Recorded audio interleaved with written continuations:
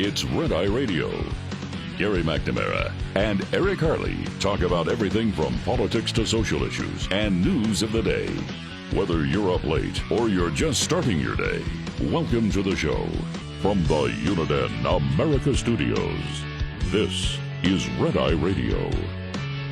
All across America, we are Red Eye Radio. He is Eric Harley, and I'm Gary McNamara. Good morning. Reading this here, in the long argument over debate microphones, many thought the issue was the prospect of Trump interrupting Harris. Now it appears the issue was Harris's plan to interrupt Trump. That was from Politico, not a conservative media outlet. Right. Or not a Republican media outlet, or not a Trump media outlet. Not a moderate media outlet. Not a moderate media outlet. Not a mainstream media outlet. It says, Vice President, I just love this. Now, I'm reading this one from Fox. Vice President Kamala Harris's campaign team was reportedly left scrambling to rework their debate strategy after losing their bid to change the rules on microphones. Trump and Harris will face off for the first time Tuesday in Philadelphia in a debate moderated by ABC News. While the Harris campaign had insisted on moving forward with the debate as previously negotiated between Biden and Trump, it appears that they were expecting the rules to change to make the microphones live throughout the event. I don't know where they got that from. Yeah. Kamala had planned to object, fact-check, and directly question Donald Trump while he was speaking during the debate next week, Politico reported on Friday. But now, with rules just finalized, well, by the way, the rules weren't finalized. They're already in place. Yeah. ABC simply said, no, we're going to go by the rules that you insisted Donald Trump go by. Right. You see, here it is. 4 of her own campaign officials now reportedly claim that she will be handcuffed by the rules set by her predecessor. But her predecessor didn't set the rules. No. Harris is the one that insisted that the debate of her predecessor and the rules be followed. Right. She is the one that insisted. She could have simply said, nope.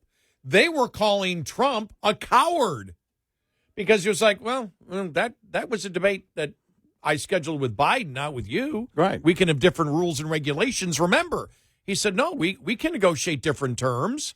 And she said, no. Right. I mean, it's just, they don't know what the hell they're doing. They could have all over the started place. from zero from the beginning. Right. And said, let's talk debates. Let's get our own agreements together. And she called out the Trump campaign for not adhering to the Biden debate rules. I know. It's just amazing. Well, some Democrat strategists say the debate terms were bad from the start. One told Politico it was a bad set of rules for someone who needed to be protected, who never should have been on this debate stage, and now they're stuck with it. Well, they weren't stuck with it. They chose it. this is what they insisted on. Right. They've had weeks here. There was nothing that said Harris is stuck with what Biden wanted. She insisted she be stuck with what Biden negotiated with Trump. Right. Trump's got nothing to do with it. This is all her doing. Yep. Her campaign doing. Now they're trying to walk that back as if, oh, we were handcuffed by the Biden agreement. We're a victim. I know. Yeah. All right. Well, the thing is too, it's the same problem that you had stated. I remember in the weeks before that last debate with Biden, and you said the problem is the 2 minutes, that Biden cannot coherently speak and ad lib for 10 seconds. It was going to be the problem from the beginning, which is why we said, look, if you're Trump, I yield my time to my opponent. In this case, Trump could do it, and for a different reason, but the same basically ultimate reason that she can't fill that 2 minutes. And you say, look, I yield my time. She clearly hasn't had enough time in front of the media by choice. So I yield my time. But that's the problem here. That's the liability for a different reason than Biden. But ultimately, neither of them can coherently talk. And filling 2 minutes, so they get 2 minutes, then they get 2 minutes of rebuttal. And then another minute for clarifications. I'll tell you what happened here, what I believe happened. I don't think Politico's telling the entire story, where they're saying that, she wanted to be able to cross-examine Trump while Trump was saying things. Mm-hmm. Nope. What she wanted was if she did it, then Trump would do it back to her. And therefore, she would never be forced to talk for a full 2 minutes on her own. Yeah. Just like Biden. Right. Biden couldn't do it. Biden, they didn't want the back and forth, but you had said Biden can't talk for 2 minutes, and he couldn't talk for 2 minutes. No, it fell apart immediately. Right. She doesn't want to talk for 2 minutes. No. She wants the interruptions back and forth because she believed, and I believe the Democrats believe, that if they got in a back and forth, that women would view Trump, independent women, and that were, hadn't chosen yet, would view Donald Trump as the bully against her, and that would be number one. But number two, she would never be forced to articulate for a full 2 minutes on her positions. Right. Because, it's you give her 2 minutes not to answer a question, what are you going to get? She's not going to answer the question, so what's she going to do? She's going to go into that routine of just repeating herself over and over and over again. And that's the problem. And by the way, look at the audio cuts that we have played of her word salads. Did any of them go on for 2 minutes? No, 30 seconds maybe. Right. None went over a minute. I don't remember any went over 2 a minute. minutes? Yeah. That's a lifetime. And that's the fear. And then rebuttal 2 minutes. And that's the fear that they have. They want Trump. She wanted to be able to interrupt Trump, and then she knows then. She wanted a free-for-all because what she wanted, because what they wanted was with unmuted mics, they were hoping Trump would dominate, talk over her. She could come off as the victim. He looked like he was trying to dominate. He wasn't paying attention to the clock. He didn't respect the rules of the debate. He doesn't respect women. And then she could get in, the convicted felon, blah, blah, blah, whatever she would throw at him. And with the few moments that she had, but in a very strict setting where the mics are going to be controlled, you don't have that. In fact, you've got to fill it. What do you do if you can't fill the 2 minutes? Ouch. It would be a problem. Keeping me to 2 minutes would be a problem. And no audience, right? Same as last time. No audience. No audience. And do you know what it's like when you're not used to articulating any position or being cross-examined, and because you don't know what the response is of people that are watching. Right. And you do not wish to answer any questions. That's the problem that she has. Yeah. Is she doesn't want to answer any of the questions. So what do you get if she doesn't want to answer any of the questions? That's probably what they're doing. They're trying to figure out, 10 different 2-minute responses that she can give that isn't word salad, and that's why they're so intense into doing it, is she needs to memorize 2 minutes, 10 different things, 2 minutes that she can tap back into. Well, I'm telling you, I would not want to. I've done this now for 35 years. I would not want to, in every show, I never did a show before. I've been in talk radio, but never did a show. She's been in politics, never done an interview. No, Right. but in talk radio for years, never really did talk radio. Right. And then it's like, okay, you got to do a show and pretend that you know exactly what you're talking about. So you got to memorize 10 different things and 5 minutes. I couldn't do that. Well, I couldn't do that. I'd be so confused. Okay, how do I answer this one? Is it answer number 9? Is it answer number 2? Is it answer number 4? But I don't need to do that because I know where I stand on every issue. You don't need the type of instruction that she's been getting if you are very clear on where you stand and you wish to promote the truth of where you stand. right. And as the Associated Press reported, she has been basically steeped in this prep for the debate. He's campaigning as normal. And that tells you everything. Yeah, now he did. I mean, he has sat down with Tulsi and others about what to do, but it's not like being immersed 24/7. Well, this is the problem that she has, or her campaign has, the Democrats have, all of them have, and that is you can't teach someone to learn their convictions.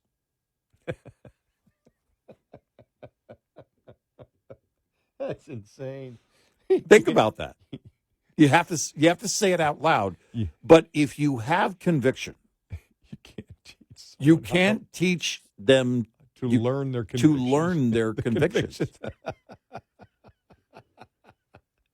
Oh my God! Oh, we're so doomed. It was Tom Brady's first game, the Cowboys game, the other day, and I was just reading a New York Post. I think it was the New York Post. Basically the breakdown of it. Okay, he did all right. There's some room for improvement. They're paying him $37 million a year, whatever it is, 10-year contract at Fox. And they were talking about that. And really it comes down to the formatics, right? Tom Brady doesn't have a problem talking. It's about the formatics. When you're expressing your opinions, when you're in and you have to say it out loud. She's running for president of the United States. You're on the biggest stage in the world. You are on the biggest stage in the world. You better have your convictions in check. In fact, what the American people want to see is someone who can't stop talking about what they believe, that is very passionate about what they believe, and will talk to anybody, anytime about what they believe. And whether that's Trump, or if you're on the far left, AOC, or any of them, they're not going to be shy about getting up there on a stage and laying out their convictions. Well, it's the problem is when you're in sports, you like to be liked. You look at some of the great commentators, you could look at somebody like Madden, and Madden was just, and I say this complimentary, he was just a bombastic, entertaining character. That's why you loved him. Great. But then you take a look at golf, and you take a look, for example, at Johnny Miller when he did golf. He was extremely critical. If you sucked, he would say, he sucks today. Yeah, that was kind of the criticism of Tom Brady. He hasn't gotten there yet. And he would certainly be critical of himself if he were watching himself, on film on Monday morning. But so he's going to have to introduce that part of it. But later. part of it is when you're not used to, because it's a combination. For example, sports broadcasting or even a debate. You've got to say the things that you believe bring your convictions to it. And but know then that again, many people aren't going to agree or right, exactly. want to hear. But that's a huge thing. There's a huge thing out there. That's a wall. We know it in talk radio. When you first start talk radio, right. The first thing, and any of our friends listening that are in talk radio right now that do it, because we know we've got a lot of talk radio hosts going in to do their morning shows that listen. Right. If you were in music radio to begin with, as I was, there's a great fear of giving your opinion and somebody writing you and saying you're full of crap. Right. It's intimidating at first to do that. Then you get used to it and you go, I don't care. But that takes a while to do that. Brady isn't probably at that point and won't be for a while. Right. Because it takes a while to do it. It's a whole different You're ballgame. going from goat, in many people's eyes, to commentary. Someone who's got to do that analysis every week. Commentary, chemistry with the other person, back and forth, whatever, and that gets... And the formatics and all of it, it's got to be in check. She's really never been challenged as a politician because the media hasn't challenged her. Well, and she's only been on one major debate stage, if you can call it major, and that was the Veep debate in 2020. And it was bad. And it wasn't great. But nobody cared then because it wasn't about her. And... so when has she ever been on a big stage? Tonight's it. But tonight's number one. Right. But the best part about that debate was then when she dropped out and blamed racism, and we said, and the media's going, it's racism. Well, because it's a Democrat primary, what you're saying is Democrats are racist, and nobody ever picked up on that. Yeah, it's like they have no self-awareness at all. No, they don't. 866-9D Red Eye. This morning's USDA Farm Report is brought to you by House Products.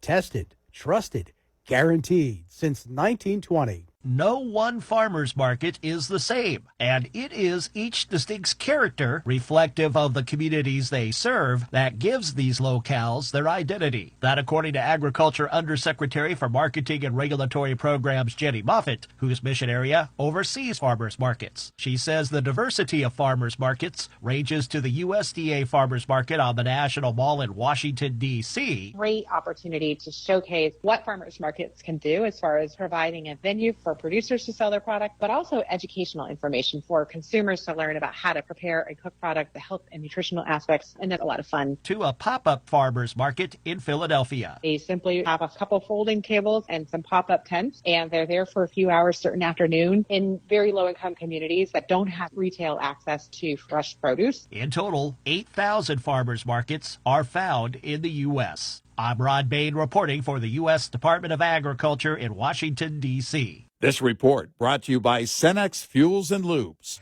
Coming up, more with Gary McNamara and Eric Harley. It's Red Eye Radio.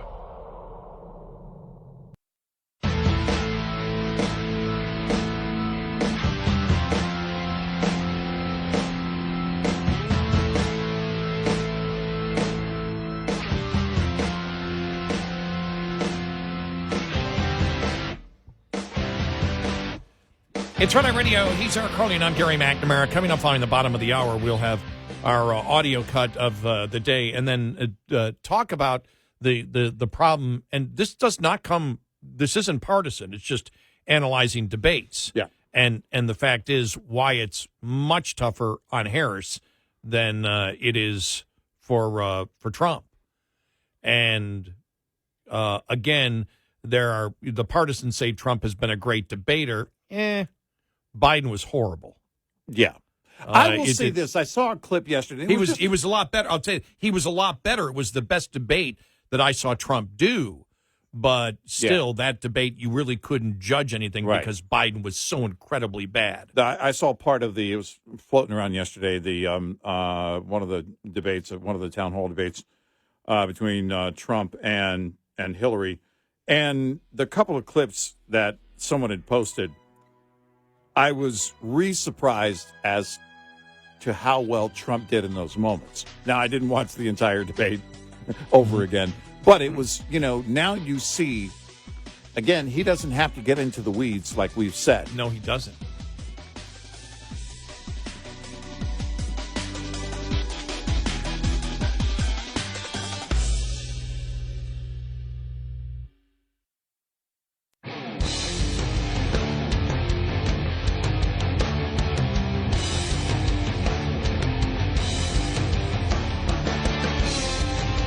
Links to everything Red Eye on the website redeyeradioshow.com.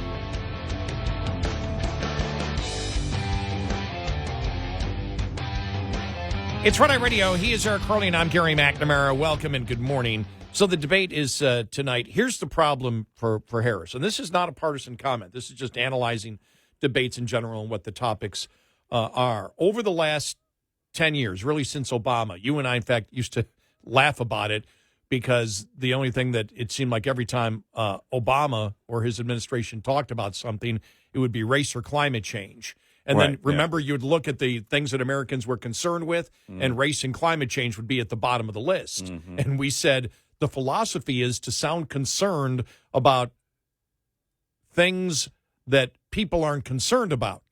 Yeah. And then you're not turning off anybody because they're not really concerned about it. Now, some people may say, why aren't you worried about the concerns that we have? But we really thought that that was the campaign strategy. Let's not get into the weeds on things that people care about. Therefore, we won't lose them on the big issues, but we'll claim to care about these things that really aren't a big concern to people. But what you're talking about right now is the one thing that they've had, and they still use it. You know, Nancy Pelosi used it the last couple of days when she did that interview with the podcast, basically saying 30%, implying 30% of Republicans are racist. Well, it's still race and climate change. Those are still the two big things that they believe they have a sledgehammer over the Republicans on. You've just taken away both of those. Right. Now that she's pro-fracking, they can't say, Mr. Trump, don't you care about the earth? They can't do that anymore because she's pro-fracking. Right. You can't do it. And on race, it wasn't any of the comments that the former president made that they're using to show that he's a racist or bogus. Yeah. We've talked about it. Right. Charlottesville is the absolute perfect example. That's where they claim to call him a racist because they're claiming he said something that he never said. Right. But really where the racism came out, where they pounded Trump as being a racist and a Nazi and everything else was on what? Border control. Mm-hmm. That's where he was a xenophobe. That's where he was like Hitler, the kids in cages. And then it was brought up. Oh, no, actually, that started with Obama. Right. Well, they can't bring it up. Number one, they can't bring it up because now she claims the only thing that is a question is why is she changing her long-held beliefs? It can't be anymore to Trump. It can't be, Trump, why are you a xenophobe on the border? Right. Oh, we both are, I guess, huh? Right. The only question is everything that, because of what she said, everything puts her on the defensive because of her change in policy. Why aren't you, Mr. Trump? Why aren't you concerned about climate change? You're pro-fracking. Oh, wait. You're putting her on the defensive at every turn with her policy shifts here. Yeah. And you mentioned earlier, the way that they posted it on their website yesterday, these items, there's this kind of ambiguous tone to them. Well, you can't be ambiguous. No, you can't. On a debate stage, you certainly can't. That's, I think, what they're practicing. I think if they're rehearsing anything at all, is to try and keep her out of word salads, but also to have her convey an ambiguous tone. You can't get away with that. Well, but it doesn't. The problem that she has is even if she doesn't go into a word salad, I don't see how she doesn't go into a. They may be different word salads, right?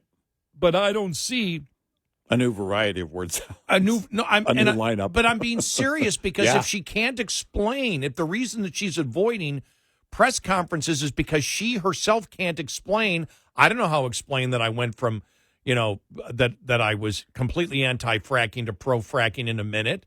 I can't explain all the things that I had said about, in fact, we'll play the CNN. It's our audio cut of the day, the CNN audio cut, just here in a couple of seconds, where they point out the problems that she has just on immigration alone. Yeah. But you've taken the two things that they have pounded Republicans and Trump on, and they're completely gone. You can't sit there and say, Trump, You've been called a xenophobe on the border. She's pro-border wall, too. Right. All the questions, and even if she can't answer, she won't be able to answer, I don't believe, why she changed on fracking and the border and anything else. So all she's going to do is throw out words that don't make any sense. They may not be the kind of word salad that we're used to, but they still don't answer the question. Right. It may not have that repetitive word that keeps popping up in the word salad, but it will be again, and that's a problem. I think that's also a liability potentially if they are trying to coach her to, again, convey an ambiguous tone on the issues, because she doesn't know how to. Again, there is no conviction there, right? So beyond that, what would it require? Well, it would require somebody to be a wordsmith, and she's anything but a wordsmith. The elections are won by campaigning and putting the other campaign on the defensive. Yeah. Since she's picked Walz, that's all that's happened. Yeah. And you've seen where the polls have gone on it. And the fact that she will not give any interviews alone, live, unedited, since she won't do a press conference, the opinion is, well, okay, she can't defend what she believes. Mm-hmm. That puts her on the defensive, because every day it's, why won't she do a press conference? Right. Why won't she have an unedited interview with someone? Yeah. Why is she avoiding the media? Everybody knows it. And then when she comes out yesterday, because you mentioned, if you're ambiguous, does that solve a problem? It didn't yesterday when she came out. It's very ambiguous. It's like, okay, what is she actually saying? And the first thing that comes out is CNN, and we'll play the audio cut in a moment, is going through and comparing what she is saying, on her website about illegal immigration compared to what she said in 2019. Then they start making the comparison again. Yeah. So you highlight the fact that you've flipped, but you still haven't explained it. The problem for Harris is I don't see how she gets herself off of being on the defensive. That has to be the goal, and I don't know how she does that. Right. And I don't believe she has the capability to do that. She can't even talk for a minute ad lib. Right. And it's not a cognitive problem. No. Well, I mean, it's not a elderly cognitive problem. Right. And that's the problem that she has. And she's taken two of the sledgehammers that Democrats have used to go after Republicans and taken them away. They can't call Trump. They can't call him a monster because of his immigration policy. And if they sit there and say, yeah, but you separated children, how many hundreds of thousands of children are missing? Right. Right now, anywhere between 250 and 320,000 children are unaccounted for somewhere in the United States. Right. And she's the border czar. So they've taken away the huge. What is the sledgehammer? When is the last time Trump has been on the defensive on an issue? Right. Right. I mean, it's really, if you had told me we would be here where we are now, I don't know, back, I guess, when he announced that he was running, which would have been November of 22.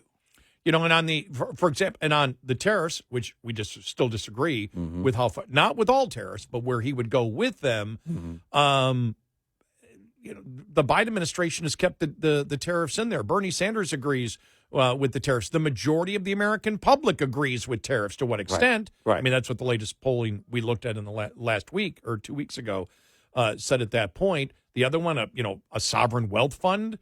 Well, whether he could do it or not doesn't matter. Nobody cares about that. Right. That's not the issue right Those now. aren't things that people are going to be talking about the morning after the debate, if it's brought up. And so what you get back to, inflation. What you going to do? Oh, we inherited that from Trump? Nobody buys that. Right. They tried that already. It didn't work. I don't know what she can do to get herself and her campaign off being defensive. Because that's what's happening right now. They're always on the defense. They're always having to explain why they're not doing something, and Trump and Vance are pounding away. And if they think that the whole cat thing from yesterday is going to change the outcome of the election, whether the cat story is true, because that was a racism, cat stories, Haitians. It was Right. Yeah. yeah. No, that's not going to change anything. What it gets down to, again, are the major issues. Now, it's a major issue with the Haitians because of the process of attempting to assimilate refugees all over the country without the proper vetting that you get from the regular legal immigration system in this country. Right. And so that is a huge issue, and every single day, that just reminds people every single day of all the crimes. Yep. That's one thing over vacation I saw that I went, wow. Yeah. Everywhere is, And those images are everywhere. Right. All right, so here's our audio cut of the day, and here's one of the problems, that they have. This was CNN yesterday. Tonight, Kamala Harris releasing details of her policy positions for the first time on her campaign website. A K-file investigation has uncovered, meantime, a 2019 questionnaire. And in this questionnaire, Harris laid out some much more liberal stances, among them on immigration. So in 2019, in what K-file found, she said she would cut funding to ICE, writing, quote, "Our immigrant detention system is out of control, and I believe we must end the unfair incarceration of thousands of individuals, families, and children. I was one of the first senators after President Trump was elected to advocate for a decrease in funding to ICE." Well, now, of course, she's touting the Biden administration's executive order to crack down on the border. K-File's Andrew Kaczynski joins me now. Andrew, that's pretty incredible on its own when you're talking about what you found here on ICE. What else did you find? Yeah, and this was a questionnaire that she filled out for the ACLU, and this questionnaire is really an interesting snapshot in time of that 2019 Democratic primary. Kamala Harris was trying to get to the left of Bernie Sanders. She was trying to get to the left of Elizabeth Warren, and you really see that in a lot of these answers. And I want to walk our viewers through a little bit of what she said. Let's just take immigration and look at what she said here. She said on immigration, she made this open-ended pledge to end immigrant detention. She said she supported taxpayer-funded gender transition surgeries for detained migrants. She also said she supported taxpayer-funded gender transition surgeries for detained migrants. She actually said she supported that. She both wrote and answered in the affirmative when she was asked this. Oh. And she said she also supported it for federal prisoners. Now, she also pledged to slash immigration detention by 50%, close all family and private facilities, and decrease funding for ICE, and then the end ICE detainers with local law enforcement. I mean, these are things that, it would be hard to think that you would come up with taxpayer funding gender transitions for detained migrants. And yet this, as you say, written and verbally. What else, did you find? Well, let's take a look at her answer here on drugs. She got asked about, the question from the ACLU was, since drug use is better addressed as a public health issue through treatment and other programming, will you support the decriminalization at the federal level of all drug possession for personal use? And Harris answers yes. Now, what would that mean? Well, it mean the federal all drug possession. That's not just marijuana, which she alluded to in her answer to this question, but it also would mean it's federal level of all drug possession, fentanyl, crack, use. Yes. Cocaine, things like that. Yeah. Wow. That's what I mean. Yeah. So if she comes out with a position, she's immediately fact-checked even by liberals.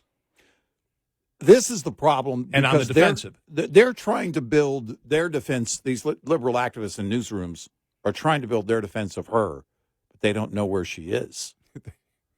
They can't find her. Again, they don't. You got to give us the consistent talking points, and we don't have them. And they're all over the place.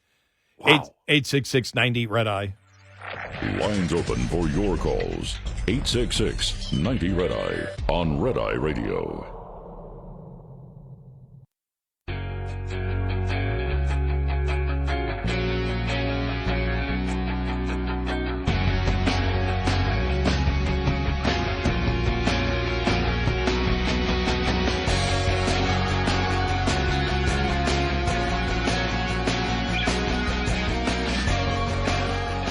It's Red Eye Radio. He is our Carly, and I'm Gary McNamara. We're going to have fun when we come in tonight, aren't we? Analyzing it. And, wow, yeah. I have seen more on social media actually coming from Democrats going, this is do or die for her. No, this is, I think I said it yesterday. This is it. This is the test for her. And I think liberals know this. And I guess the last thing I would have to say before the debate is everybody knows where Trump stands. Nobody knows where she stands. Right. And because she's now come out with diametrically opposed opinions on all the major issues that actually Trump endorses, will she explain fully so people actually know where she stands after the debate? Right. And I don't think she will, because she hasn't yet, and she won't do so to the press. Right.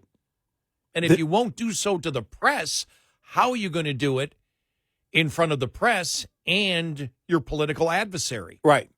Look, she wants them to carry her water. They want to carry her water, but nobody knows what's in the water. Or nobody can find the bucket.